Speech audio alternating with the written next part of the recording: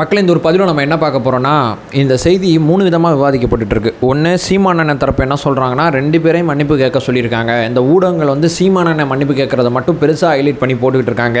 விஜயலட்சுமி அவர்களை நீதிமன்றம் எப்படிலாம் வருத்துச்சு அப்படின்னு சொல்லி பெருசாக பேச மாட்டாங்க அப்படின்னு சொல்லி இந்த திராவிட ஊடகங்கள் இப்படிலாம் செயல்படுது அப்படின்னு சொல்லி மொத்த ஊடகமும் அண்ணனுக்கு எதிராக இருக்கான் அப்படின்னு சொல்லி சீமானண்ணன் தம்பிகள் பேசிக்கிட்டு இருக்காங்க. இது ஒன்றா. இந்த பக்கம் நம்ம பசங்க பார்த்தீங்கன்னா, என்னங்க இவ்வளோ பெரிய தப்பு பண்ணியிருக்காரு, மன்னிப்பு கேட்டு சும்மா விட்றேன்னு சொல்லி நீதிமன்றம் சொல்லுது, இதெல்லாம் சரியாங்க? முதல்ல இதெல்லாம் கரெக்டு கிடையாதுங்க. ஒரு பெண்ணை வந்து இவ்வளோ தூரம் வந்து பாதிப்படைஞ்சு உடல் ரீதியாக மன ரீதியாக வந்து பாதிப்படைஞ்சிருக்காங்கன்னு சொல்லி நீதிமன்றம் வந்தால் மன்னிச்சிருமா அப்படின்னு சொன்னால் விட்டுருவாங்களா? அப்போ மற்ற வழக்கெல்லாம் அப்படி விட்டுருமா நீதிமன்றம் அப்படின்னு சொல்லி நம்ம தோழர்கள், திமுகவில் இருக்கக்கூடிய ஒரு சில பேர், மாற்றுக் கட்சி தோழர்கள் நிறைய பேர் இதை பற்றி பேசிகிட்டு இருக்காங்க. என்னடா இப்படி பேசினாலும் கரெக்டாக இருக்குது, இப்படி பேசினாலும் கரெக்டாக இருக்கா? ஆனால் உண்மைக்குமே என்ன நடந்ததுங்கிறத யாருமே பெருசாக விவாதிக்க மாட்டாங்க. நாம் தமிழர் குரூப்பு பார்த்தீங்கன்னா அந்த தீர்ப்பை ஒரு சில பேர் கொண்டாட ஆரம்பிச்சிருக்காங்க. விஜயலட்சுமிக்கு எதிரான தீர்ப்புலாம் அவங்க சித்தரிக்க முயற்சி பண்ணுறாங்க. இந்த பக்கம் திமுக குரூப் என்ன பண்ணுறாங்கன்னா, சீமானனுக்கு எதிரான தீர்ப்பு அப்படின்னு சொல்லி பெருசாக பேசிகிட்டு இருக்காங்க.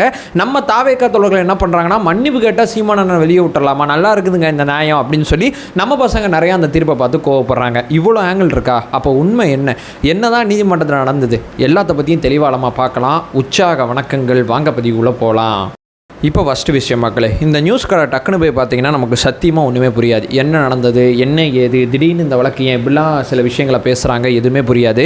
ஃபஸ்ட்டு 2011 சீமானனுக்கு எதிராக விஜயலட்சுமி அவர்கள் புகார் கொடுத்தாங்க. அந்த புகாரை வாபஸ் வாங்கினாங்க, மறுபடியும் கொடுத்தாங்க. அந்த கொடுக்கப்பட்ட புகார் அப்படியே நிலுவையில் இருந்துச்சு. இந்த புகார் மேலே காவல்துறை ரொம்ப வருஷமாக எந்த விதமான நடவடிக்கை எடுக்காமல் அந்த புகார் அப்படியே கிடப்பிலே போடப்பட்டுச்சு.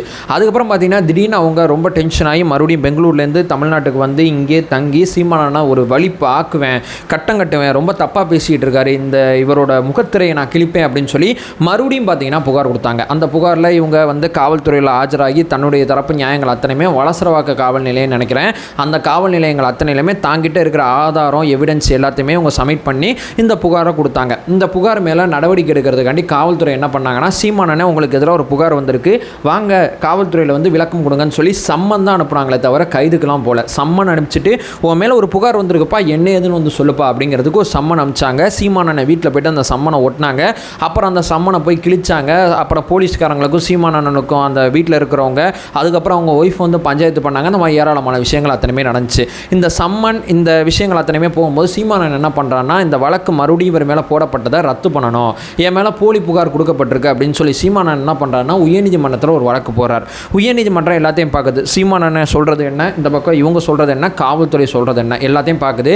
பார்த்த பிறகு காவல்துறை ஏன் நடவடிக்கை எடுக்கலங்கிற கேள்வியும் காவல்துறையிட்ட கேட்குறாங்க. காவல்துறை புகார் கொடுக்குறாங்க, வாபஸ் வாங்குறாங்க. அதனால் புகாரோட உண்மைத்தன்மை கருதி அமைதியாக இருந்துட்டோம் அப்படின்னு சொல்லி அவங்க சொல்கிறாங்க. இந்த பக்கம் விஜயலட்சுமி அவர்கள் எதற்கு வாபஸ் வாங்குறீங்கன்னு சொல்லி கேட்டால், சீமான் தரப்பை என்னை மிரட்டுனுச்சு, என் உயிருக்கு பயந்து நான் வாபஸ் வாங்கினேன், இப்போ நான் தைரியமாக எதுவும் வந்தாலும் ஃபேஸ் பண்ணலாம் அப்படின்னு சொல்லி வந்துட்டேன்னு சொல்லி ரொம்ப வருஷம் கழித்து மறுபடியும் வந்து விஜயலட்சுமி அவர்கள் நீதிமன்றத்தில் வாதம் முன் வச்சாங்க. இந்த பக்கம் சீமான் என்ன சொன்னார்னா, என் மேலே பொய் புகாருங்க, அதெல்லாம் ஒன்றும் கிடையாதுங்க அப்படின்னு சொல்லி சீமான் என்ன சொன்னாங்க. இந்த மாதிரி ஒரு சுச்சுவேஷன் போகும்போது உயர்நீதிமன்றம் என்ன பண்ணுதுன்னா, காவல்துறை இந்த வழக்கை நீங்கள் விசாரிங்க, 12 வாரத்துக்குள்ளே எனக்கு ஒரு சரியான பதிலை கொடுங்க, 12 வாரத்துக்குள்ளே இந்த வழக்கு விசாரணையை முடிச்சுட்டு இந்த வழக்கை முடிச்சு விடுங்க, ரொம்ப வருஷமாக நிலுவையில் இருக்குது அப்படின்னு சொல்லி உயர்நீதிமன்றம் ஒரு தீர்ப்பு கொடுக்குது. ஸோ இந்த தீர்ப்பு அடிப்படையில் நான் முன்னாடி சொன்னபடி காவல்துறை விசாரிக்க ஆரம்பிக்கும் போது சீமானன் என்ன பண்ணுறான்னா உச்சநீதிமன்றம் போகிறாரு. உச்சநீதிமன்றம் போய் ஒரு மனு தாக்கல் பண்ணுறாரு. இந்த அப்பீலை எதிர்த்து நீதிமன்றம் போனது சீமானன் தான், உயர்நீதிமன்றம் போனது சீமானன் தான். ஆனால் சீமானனுக்கு எதிரான தீர்ப்பு உயர்நீதிமன்றத்தில் வந்துச்சு. இப்போ உச்சநீதிமன்றம் போயிருக்காரு. இந்த உச்சநீதிமன்றம் யாருக்குமே கொடுக்காத வாய்ப்பை சீமானன் கொடுத்துருக்கு. ஆனால் சீமானன் என்ன பண்ண போகிறாருங்கிறது தெரில. ஏன்னா இவர் ரொம்ப ஆட்டிடியூடாக பேசுவார், மானம் தன்மானம் அப்படிலாம் பேசிட்டு இருப்பார். இந்த மாதிரி ஒரு இந்த மாதிரி ஒரு வாய்ப்பு யாருக்குமே கிடைக்காது. அந்த வாய்ப்பு இங்கே கிடச்சிருக்கு. நான் மறுபடியும் சொல்கிறது, சீமானன் என்ன பண்ண போகிறான்னு தெரில. சரி, இப்போ உச்சநீதிமன்றத்துக்கு வரலாம், இந்த நியூஸ் கார்டுக்கு வரலாம். முதல்ல இந்த வழக்கு விசாரணையிலே சீமான் தரப்பு என்ன சொன்னாங்கன்னா, நாங்கள் செட்டில்மெண்ட் பண்ணிடுறோங்க, எங்கள் மேலே தப்பு இருக்குது, 2 பேரும் விருப்பம் அடிப்படையில் தான் உடலூரோடு இருந்தோம், பட்டு இவங்க மறுபடியும் ஏமாற்றப்பட்டோம் அப்படி இப்படின்னு போயிட்டாங்க, என் வாழ்க்கை அப்படி போயிடுச்சு, அவங்க வாழ்க்கை அப்படி போயிடுச்சு, அவங்களும் அடுத்தடுத்த ரிலேஷன்ஷிப் போயிட்டாங்க, நானும் போயிட்டேன், ஸோ இதை அப்படியே முடிச்சுக்கலாம், நான் இழப்பீடு கொடுத்துட்றேன் அப்படின்னு சொல்லி இந்த வழக்கு முதல்ல ஹியரிங் வரும்போது சீமானன் தரப்பு நீதிமன்றத்தில் இதான் சொன்னாங்க. தான் வந்து இந்த பொண்ணில் பாதிப்பை ஏற்படுத்தியிருக்கேன், எனக்கும் இந்த பொண்ணுக்குமான இணக்கம் உண்மை தான், இது எல்லாமே நடந்தது உண்மைதாங்கிறத சீமானனே ப்ரெஸ் மீட்லேயே ஒத்துக்கிட்டாரு. ப்ரெஸ் மீட்டில் ஒத்துக்கும் போது தான் அந்த பொண்ணு தப்பான பொண்ணு, அவ ஒரு இவ அப்படின்னு சொல்லி ரொம்ப தரைக்குறைவாக ஒரு அரசியல் கட்சி தலைவர் பேசக்கூடாத வார்த்தைகள் அத்தனையுமே சீமான் அண்ணன் பேசுகிறாரு. நான் வந்து நாம் தமிழர் கட்சிக்காரனா அண்ணன் என்ன பேசினாலும் கரெக்டுன்னு தட்டிக்கிட்டு இருக்காள் நான் கிடையாது.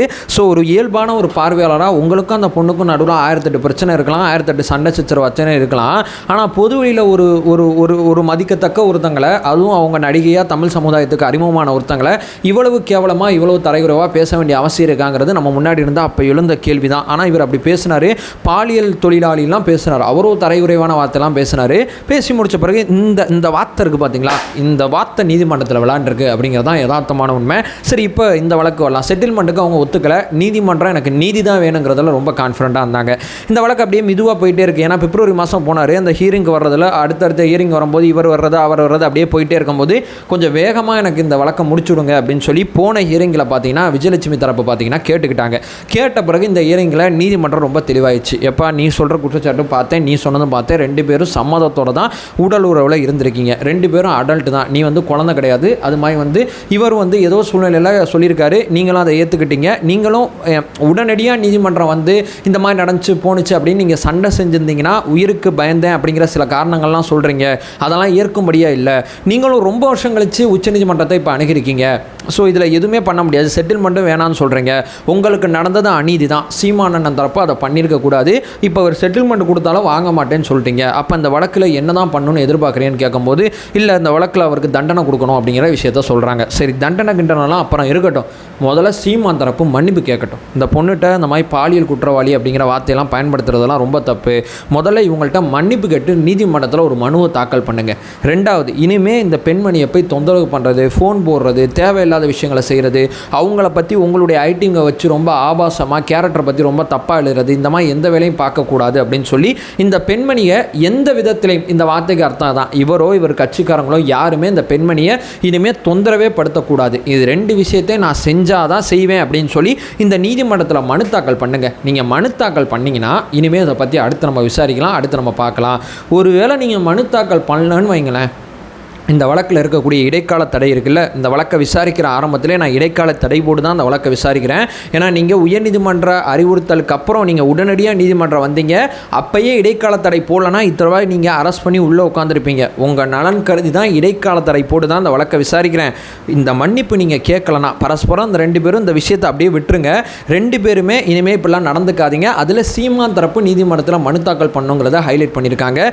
இவங்க அந்த வழக்கை வாபஸ் வாங்கணும்னு சொல்லி விஜயலட்சுமி தரப்புக்கு சொல்லி இருக்காங்க. ஆனால் சீமானண்ணன் தரப்புக்கு மன்னிப்பு கேட்கணுங்கிற வார்த்தையை அழுத்தி சொல்லியிருக்காங்க நீதிமன்றம். தொந்தரவு செய்யக்கூடாது, மன்னிப்பு கேட்கணும். இது 2 விஷயத்தை செஞ்சீங்கன்னா 24ஆம் தேதி சீமானண்ணன் எந்த நோக்கத்துக்கு வேண்டி உச்சநீதிமன்றம் வந்தாரோ, தன் மேலே இருக்கக்கூடிய வழக்கை ரத்து பண்ணணும்னு சொல்லி உச்சநீதிமன்றம் வந்தாரோ அந்த பர்பஸை முடிச்சு வச்சிட்றேன், நான் ரத்து பண்ணி விட்டுறேன். பட் மன்னிப்பு கேட்க மாட்டேன், அதை செய்ய மாட்டேன், இதை செய்ய மாட்டேன், நான் எவ்வளோ பெரிய ஆள் தெரியுமா, என் ஊர் தெரியுமா, பேர் தெரியுமா, வீரன்னா என்னன்னு தெரியுமா, அது இதெல்லாம் பேசியிருந்தாருன்னா இந்த வழக்கு எப்படி போகுங்கிறது உங்களுக்கு தெரியும். ஒழுங்காக மன்னிப்பு கேட்டு அடுத்த வேலையை பாருங்கள். அந்த பொண்ணுக்கு நடந்தது அநீதி. 2 பேரும் சூழ்நிலை காரணமாக ஒன்றாந்துருக்கீங்க, சூழ்நிலை காரணமாக பிரிஞ்சு போயிட்டீங்க.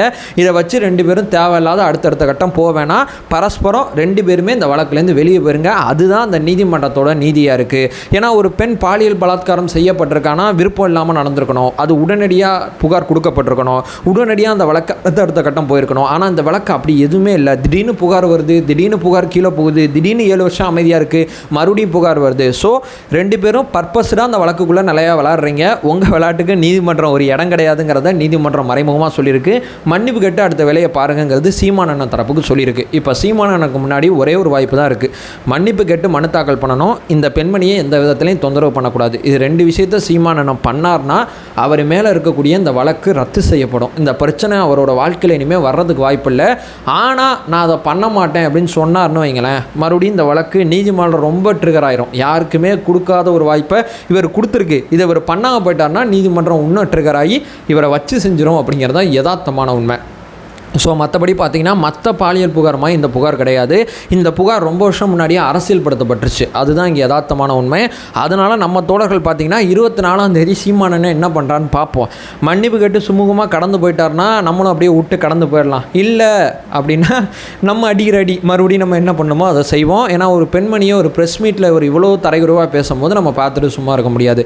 இது அவங்க குடும்பத்துக்குள்ளே, அதாவது இவங்க மனைவி விஜயலட்சுமி, இவங்க 3 பேருக்குள்ளே இருந்தாங்கன்னா இந்த செய்தியை பற்றி நான் பேச போகிற அவசியம் அவசியமே கிடையாது.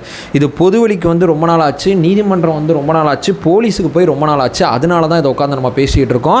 அதுவும் ரொம்ப தரைக்குறைவான ரொம்ப கொச்சையான வார்த்தையை ஒரு பெண்மணியை, ஒரு பெண்களுக்கு பாதுகாப்பு தர்ற கட்சியாக தன்னை சித்தரிச்சுக்கிட்ட ஒருத்தர் 1000 கோவம் உள்ளே இருக்கட்டுங்க, அந்த கோவத்தை எப்படி ப்ரெஸ் மீட்டில் வெளிப்படுத்துவார்? இவ்வளோ டென்ஷன் எப்படி ப்ரெஸ் மீட்டில் சொல்லுவார்? இது ரொம்ப தப்பு இல்லை. இதை வேறு யாராவது பண்ணியிருந்தால் சீமானண்ணன் தம்பிகள் ஆதரிப்பாங்களா? அது என்ன சீமானண்ணன் பண்ண மட்டும் அமைதியாக இருக்காங்க? இந்த வார்த்தை தான் இப்போ சீமானனுக்கு நிறையா பிரச்சனையாக இருக்குது. ஏன்னா அந்த எவிடன்ஸ் அத்தனையுமே நீதிமன்றத்தில் காமிச்சிருக்காங்க. ஸோ 2 பேரும் பரஸ்பரம் மன்னிப்பு கேட்டு இதை அப்படியே விட்டுருங்க அப்படிங்கிறதான் நீதிமன்றம் சொல்கிறது. வெயிட் பண்ணி பார்ப்போம். 24ஆம் தேதி நீதிமன்றம் என்ன வேணால் முடிவெடுக்கலாம். அதே நேரத்தில் பார்த்தீங்கன்னா சீமானண்ணனும் என்ன வேணால் முடிவெடுக்கலாம். பொறுத்து வந்து பார்ப்போம் அப்படிங்கிறதான் இப்போ இருக்கக்கூடிய கரண்ட் அப்டேட்டாக இருக்குது. அதை சொல்லிட்டு இந்த வீடியோ நான் என் பண்ணிக்கிறேன். நம்ம சேனலை ஃபர்தராக ஃபாலோ பண்ணிங்கன்னா பொலிட்டிக்கல் சார்ந்து மிக தீவிரமான, அதே நேரத்தில் தாவேகா சார்ந்த மிக முக்கியமான செய்திகள் அத்தனையுமே நம்ம பேசிக்கிட்டு இருக்கோம். நம்மளோட ஒரே நோக்கம் அறியாமை அகற்ற வேண்டும், அறியாமை அகற்றப்பட வேண்டும். Thank you so much.